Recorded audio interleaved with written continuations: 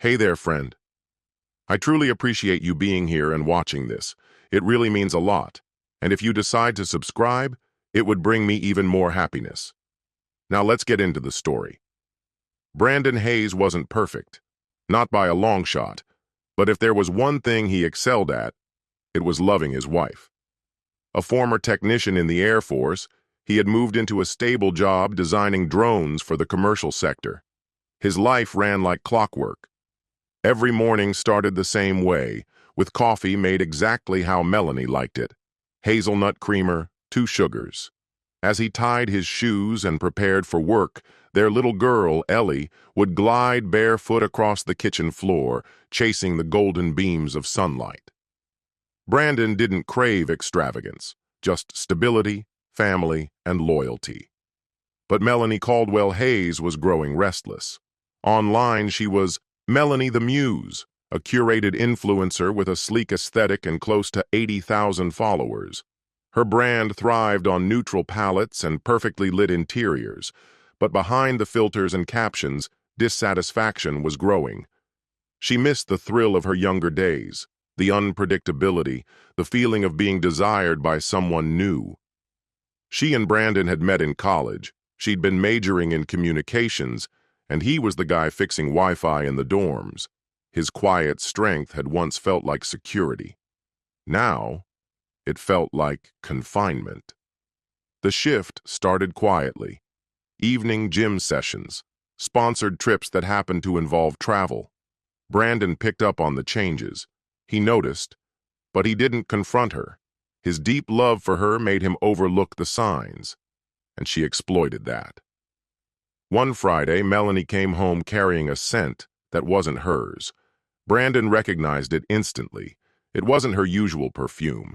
She casually mentioned trying out a new sample at Macy's, but he had bought her that same perfume 2 months earlier for their anniversary. He didn't mention it.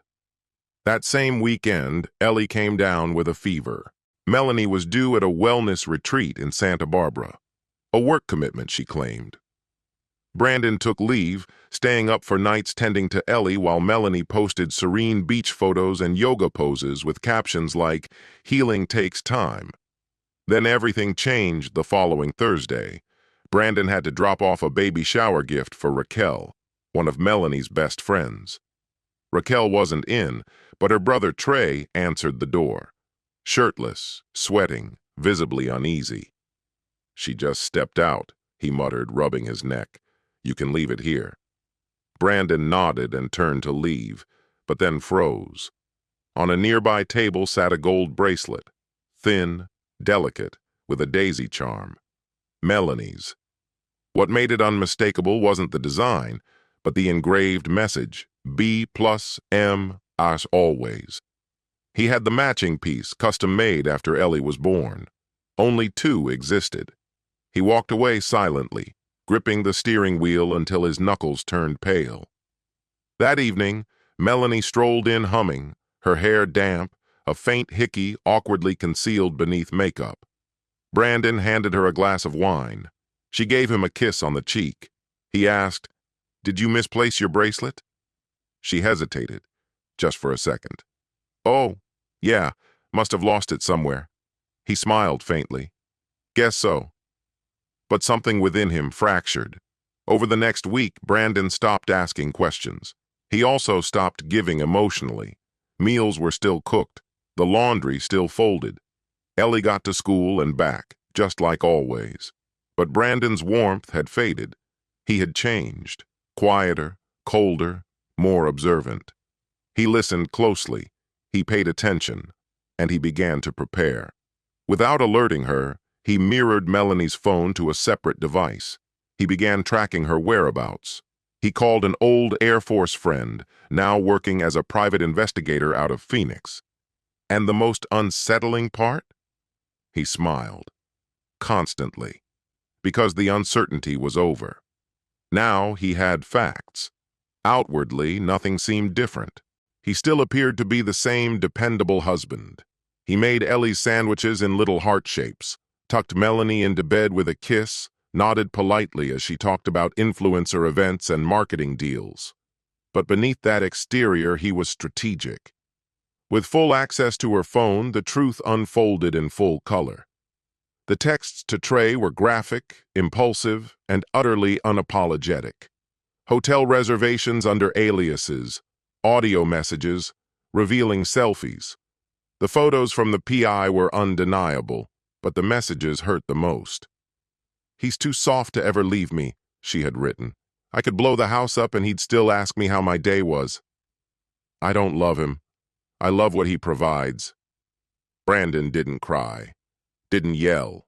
He sat there quietly, letting the weight of the betrayal settle in his bones. It wasn't just the affair, it was the manipulation behind it. So he began crafting a response no one would anticipate. Phase 1. Legal Foundations. He arranged a discreet meeting with Carla Simmons, a skilled divorce attorney who, like Brandon, had served in the military. He laid everything out: messages, GPS logs, photos. She examined the evidence and said calmly, "You'll get everything, just be patient." Phase 2. Financial Shifts. Brandon restructured their finances, placing their joint assets under an LLC in his name.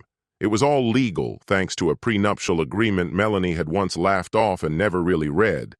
He transferred ownership of their house into a trust overseen by a cousin in Idaho. Melanie never noticed. Her focus rarely went beyond influencer payments and Venmo alerts. Phase 3. Custody Preparation. He began keeping a detailed record of Melanie's absence. Forgotten school pickups, bedtime routines skipped for content shoots, missed doctor visits. He collected receipts, screenshots, calendar entries, photos, all with a steady smile. Oblivious, Melanie grew more confident. She even floated the idea of having another baby. "It'd be amazing for engagement," she murmured one night. "Mom content does really well." Brandon looked at her with no trace of anger or sadness, just emptiness. "We'll talk about it," he said. That weekend, Melanie headed off to Palm Springs for another shoot, or so she claimed. The PI confirmed Trey was with her. Meanwhile, Brandon wasn't home sulking. He was at a notary, signing power of attorney documents. He also revised his will, cutting Melanie out completely. Then came the final straw. A nameless email arrived in his inbox, probably from someone in Melanie's circle. Attached was a grainy video, low-res but unmistakable. Melanie and Trey, in Brandon's own living room, on the couch, Ellie's blanket thrown in the background, her laughter floating through the audio like a knife. He watched it once, saved it, backed it up in multiple places, then called Carla. "I'm ready." But before making his move, he had one last card to play. He needed her calm, convinced that everything was fine. So he arranged a romantic getaway for their anniversary. A quiet cabin near Big Bear Lake, firewood prepped, wine selected, candles glowing. He told her it was a chance to start over. Melanie beamed. "This is exactly what we needed," she whispered at dinner, fingers intertwined with his. "I feel like we're reconnecting." Brandon smiled across the table. "Yeah," he said. "Back to us." The next morning, they packed their bags and left the cabin. Ellie stayed with his sister. That evening, as Melanie lay peacefully beside him, curled up after finishing her Cabernet, Brandon stared through the window at the unmoving lake. His mind was settled. The storm was due the next day, and it would change the course of everything. Morning arrived gradually, spilling soft gold through the pines as fog drifted lazily over the lake's surface. Inside the cabin, the air retained its cozy scent, cedar mingled with traces of cinnamon. Brandon, calm and deliberate, brewed coffee like it was any other quiet morning. Smooth jazz drifted from the speaker in the corner. Melanie stirred under the covers, her hair wild, her features serene. This would be her last morning unburdened by consequence. "Smells amazing," she mumbled, walking in wearing an oversized gray sweater. Brandon handed her a cup. She grinned. "Happy anniversary." "I think we're finally getting it right," she said softly. He took a sip, eyes unreadable. Yeah, I think so too. She didn't know that during the night, while she slept undisturbed, he had already forwarded everything, the screenshots, the recordings, the backup files. All of it had reached Carla and the family court judge, but the real fallout was still waiting to unfold. After they finished eating, Brandon suggested a canoe trip to the center of the lake. Melanie lit up at the suggestion. So beautiful, so perfect, she beamed, grabbing her phone. I might film something for the followers. Brandon paddled wordlessly. When they reached the middle, the shoreline vanished behind a curtain of trees. The stillness wrapped around them. Only the sound of water tapping against the boat broke the silence. Mel, he said at last. She turned to him. I know everything. She let out a nervous laugh. Too high, too sharp. What are you talking about? From his coat pocket, he retrieved a USB drive and placed it on her lap. That's for you. You'll want to look at it before the hearing on Monday. Her expression froze. What's on this? You'll find the texts, the hotel receipts, the videos, even the recordings from our living room. You remember that weekend Ellie stayed with your sister? That's when you told Trey I didn't have the spine to leave. Her hands trembled. You went through my phone? I mirrored it every day for 3 months. Her lips parted, but no sound came out. I've already filed, Brandon said, voice steady. The finances have been moved. The house, the accounts, locked down. Carla will be in touch about custody. You can't do this, she cried. Brandon, we have a child. You have an audience, he said. I have Ellie. She gasped. He leaned slightly closer. You chased attention. I kept our family together.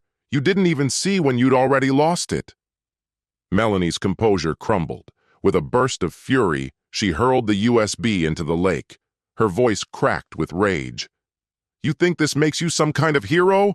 You should have faced me, not plotted behind my back. I didn't need to argue, he replied coldly. I just needed you calm, before everything collapsed. Tears streamed down her face. Brandon, please. I never meant to destroy us. I felt invisible. You were always away. I made a mistake, but I still love you. I love Ellie. Don't take her from me. He looked at her for a long, silent moment, then turned the canoe and began paddling back to shore, wordless. That night, Melanie couldn't sleep. By morning, Brandon was gone. His truck, his clothes, even the faint trace of his cologne had vanished from the cabin. What met her back at home was worse. On Monday, she returned to find the locks changed, her cards useless, her finances frozen, and every one of her social accounts seized under a court order tied to fraud allegations. Taped to the front door was a single note. You built your world on lies. I'm building Ellie's on truth. Brandon. She didn't even make it back to her car before the sobs came. But Brandon had orchestrated it all with surgical precision. 2 days later, she boarded a flight to Dallas to speak on an influencer panel. Wearing full glam, she was stopped on the way in. Do you have a statement about the custody verdict? A reporter asked. Click. Flashbulbs burst. The reporter's phone glowed with the headline, Mommy Blogger Exposed. Husband Presents Affair Evidence in Courtroom Showdown. Her phone exploded with alerts. Her sponsors were pulling out. Followers vanished by the thousands. That night, her name trended, for the worst possible reasons. Her hands trembled as she read the storm of comments. Gone were the praise and heart emojis. This is the perfect life you sold us? He was raising your kid while you cheated. Unfollowed. Disgusting. Each line was a dagger. The picture-perfect narrative she'd spent years curating collapsed in hours. Brand partnerships vanished. Her management cut ties. Projects dissolved.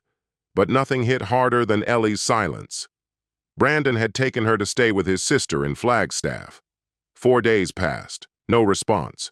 Her texts were unread. Her calls unanswered. Finally, one message from Brandon appeared. She's not ready to speak with you. I'm not either. What shattered Melanie wasn't fury.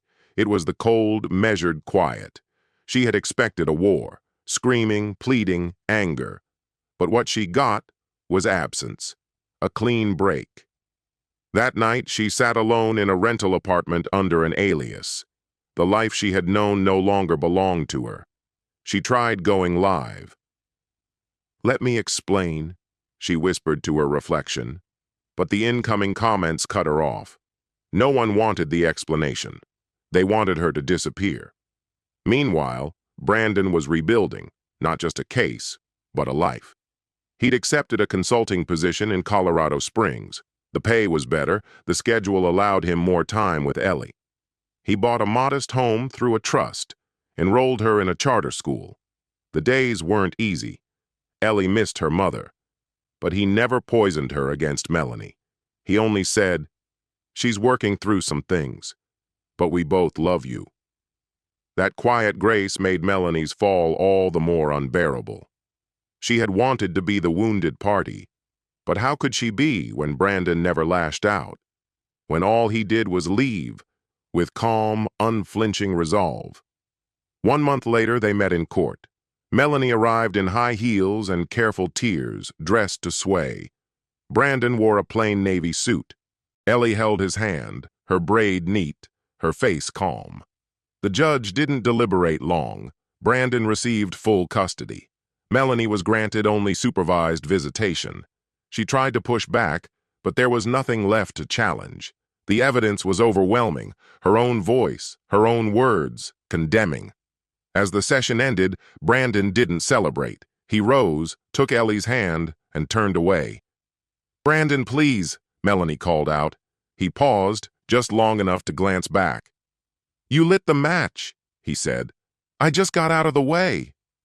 Then he walked out, and never looked back. But Melanie wasn't done unraveling. She spiraled into drinking, into chaos. She filmed erratic, rambling videos and uploaded them for the world to see. She took aim at him in scathing posts, blaming him for ruining her life, accusing him of rewriting her past with manipulation and lies. But the internet wasn't convinced. The receipts told a different story. And Brandon? He never engaged.